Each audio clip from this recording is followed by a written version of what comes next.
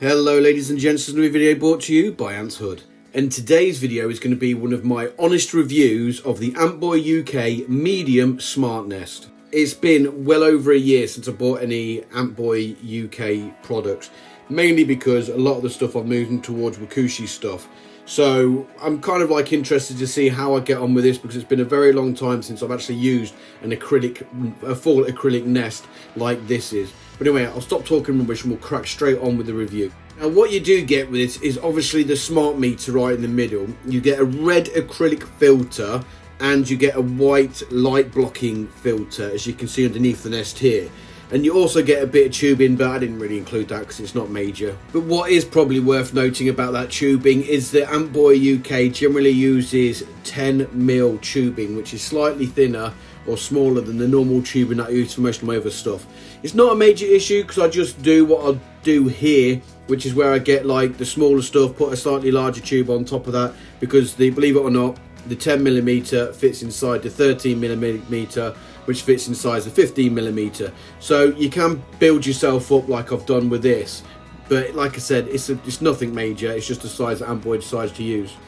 Now the nest itself, I love the look of it. It's very clean and crisp. I love the design of the interior, how you've got the chambers separated by different heights of acrylic, like some of the acrylic slightly lower, so it's not the full depth of the nest where it's opening up to a new chamber, because obviously that might stress the ants out a little bit. But what he's done is he's made them he's just like missed a bit of the acrylic out. So sometimes the chamber entrance goes up from the floor, as you can see here, and sometimes he's just missed the bottom layer of the acrylic out for the opening, and it forms like a little tunnel like here. So it makes the nest look nice, and it also is good for the ants in making them feel comfortable in the chambers that they're in. You'll also notice that hydration is controlled by the 3 sponges on the left, and I absolutely hate this feature.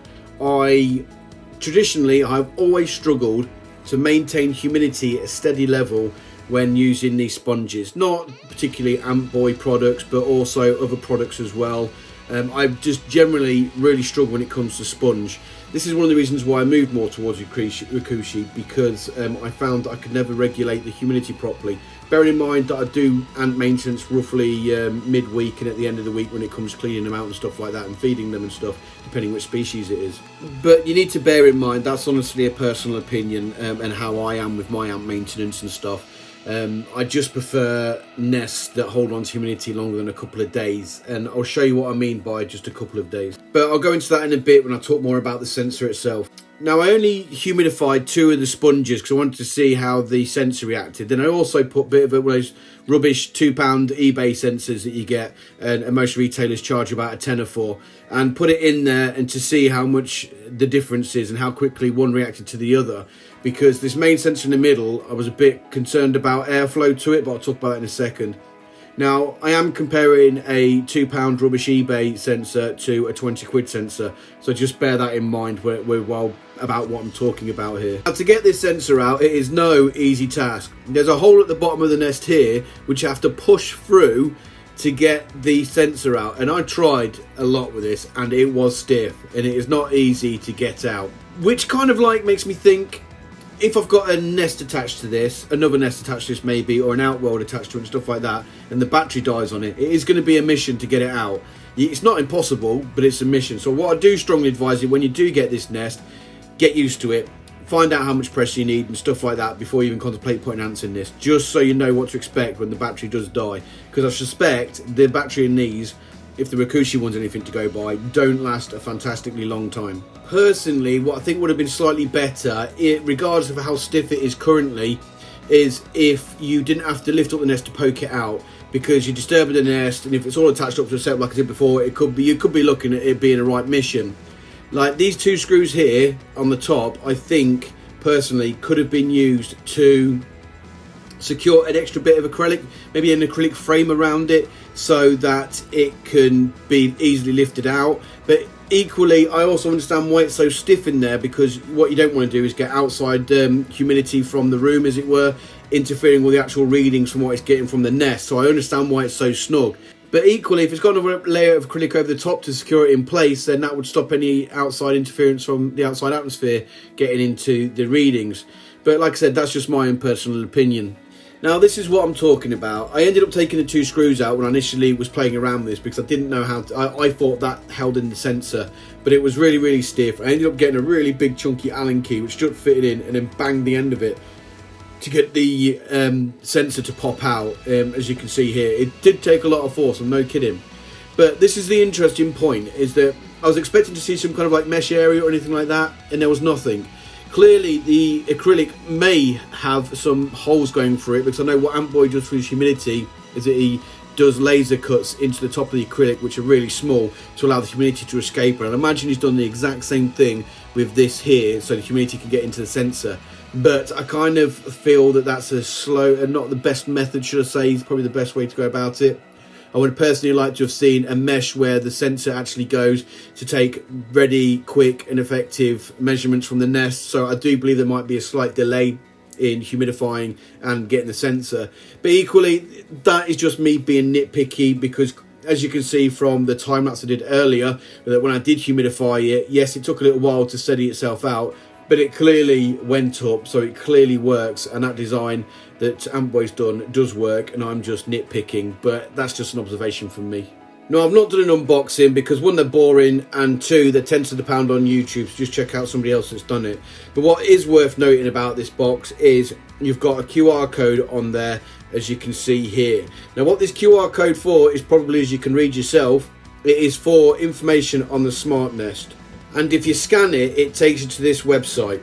So then you go to this website in AntboyUK store, and it tells you about the application that you need to download to get the sensor to work. And also, if you want the advanced settings so you can hook it up to your Wi-Fi, there's something else there you can get for it as well, the Gateway 3 thing. I've not bothered with that because I'm quite happy with the basic settings. Then once you download the app, then you can get the standard settings you get like this. Now I do apologise for this picture. I downloaded the app onto my phone and not my iPad, and I don't know how to take screen records off my phone, so I'm just going to apologise for this, but hey ho. But as you can see, it's giving me a full breakdown of what's going on with my sensor. So if you look at the top, it's the temperature, and you've got a high range and a low range. So that might be a bit confusing to some people, because how can it be a high of a 23.5 and a low of 11.1? Well, that was when I took it in from outside when it was that low, so that on that day the temperature fluctuated that much. So on the 4th of the 21st, well that's American, it should be the 21st of the 4th, you can see that the fluctuation was 18, max of 18.6 and 15.4, or 15.8 actually. But as you notice, once it's got settled down into my ant cave on the 23rd of the 4th, you'll see that there's very little fluctuation, and hence why those bars are so close together. But what's more interesting is going back to what I said about using the sponges as hydration, and if you look at the bottom, you've got the humidity readings. So I originally hydrated it on the 22nd, which I think was Friday. I've not had this long, I won't lie, and it shot up to 86%. Now it held that for about a day and overnight, and then by the day it dropped down to 61%. That's a quite significant drop for one day, and now it's sitting at 57% with a max of 61 this morning, but now as I'm recording it's also dropped down to 56%. Now, assuming that the method of getting humidity readings from inside the nest is efficient and good, then that tells me that the hydration system isn't very stable. If you want a setup where you need steady high humidity, then you really need to be on your game when it comes to humidifying this nest, looking at the readings I'm getting from that smart sensor. So realistically speaking, you need to be checking this daily, every 2 days, to make sure the humidity stays within the requirements that you need for your ants. I am moving my messes into this, so it's not so much of a concern for me, but this is why I don't generally get on with sponge hydration systems. Now I know I've only had it for 3 days, but these are the monthly settings. This next photo shows that you can actually do daily settings as well, so you can actually find out exactly how much fluctuation you've had in one day, or over a time period, say like overnight.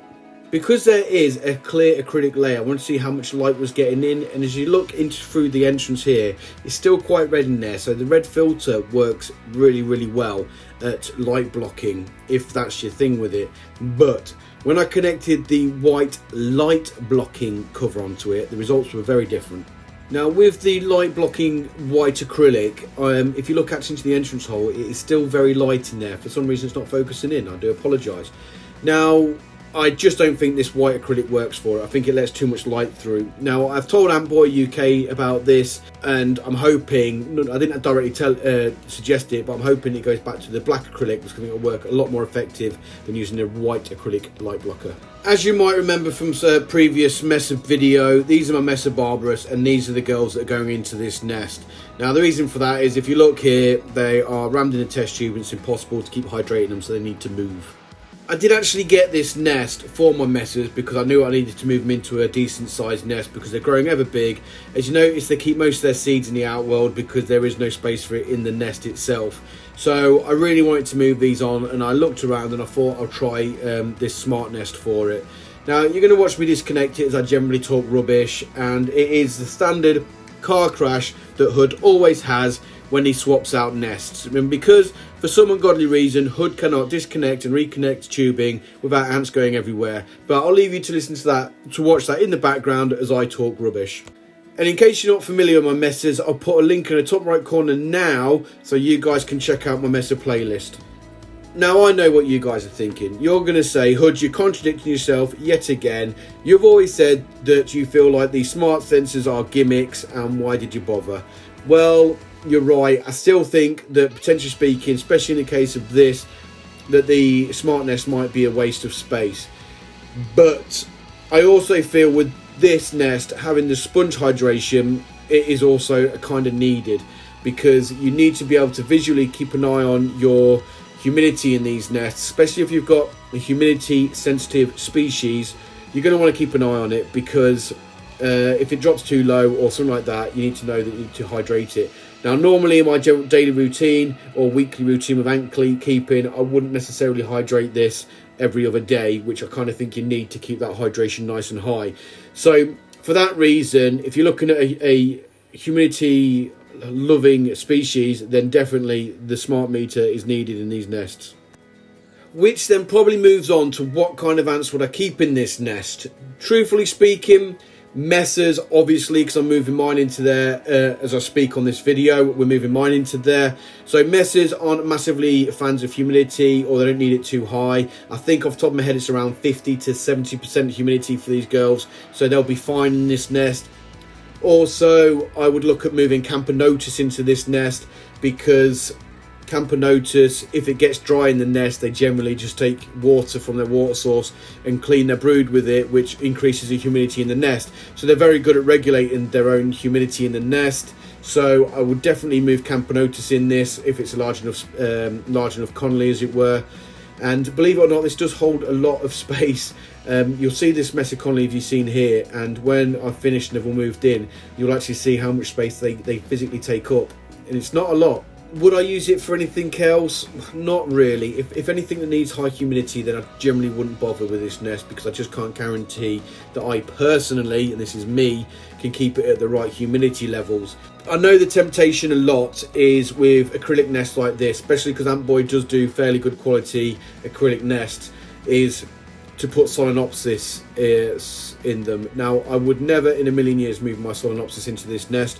One, because they like the humidity quite high, and two, because there is a very slight gap between the entrance ports, as you can see just here in this video here, but I'll zoom in quickly now to show you the picture, where there is a slight gap, and Solenopsis will take advantage of that and get out, so I wouldn't recommend it for Solenopsis.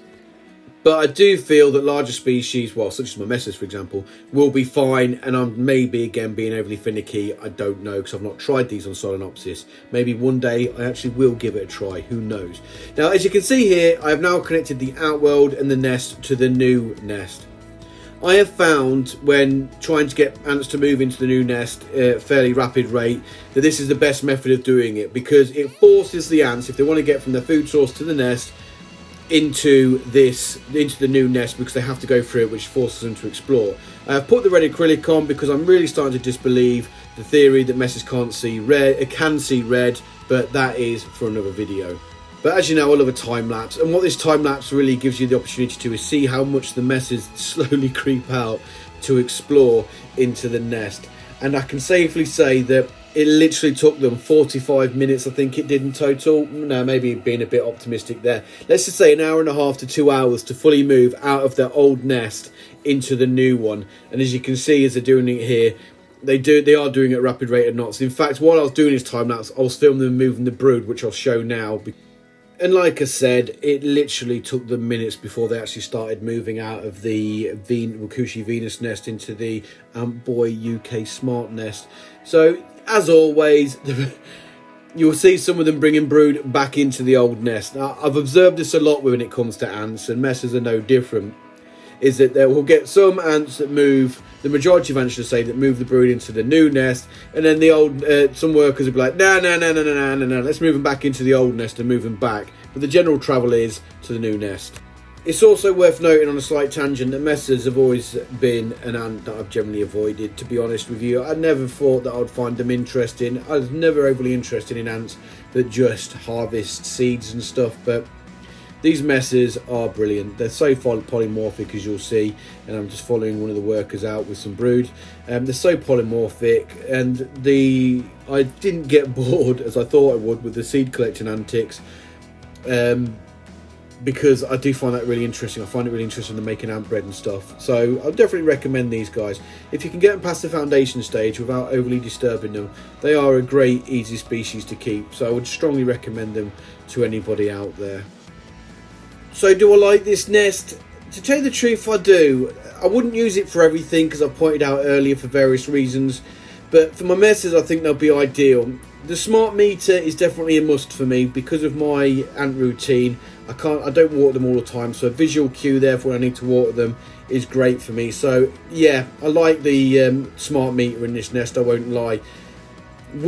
People often ask me, will I rate it my products out of 10? And the answer is no, because I've got my own personal opinions. Your opinions may differ. I just tell you what my opinions are in my honest reviews, and you guys can definitely make your own. It's definitely worth noting, though, that I am actually looking at getting another one of these nests for my Messor Barbarus, which desperately need a new home as well. Probably won't get the medium, probably get the small, but I do actually like it, and I like the fact the smart meter's here in conjunction with that hydration system means I could probably live with it. So I definitely want to look at getting another one.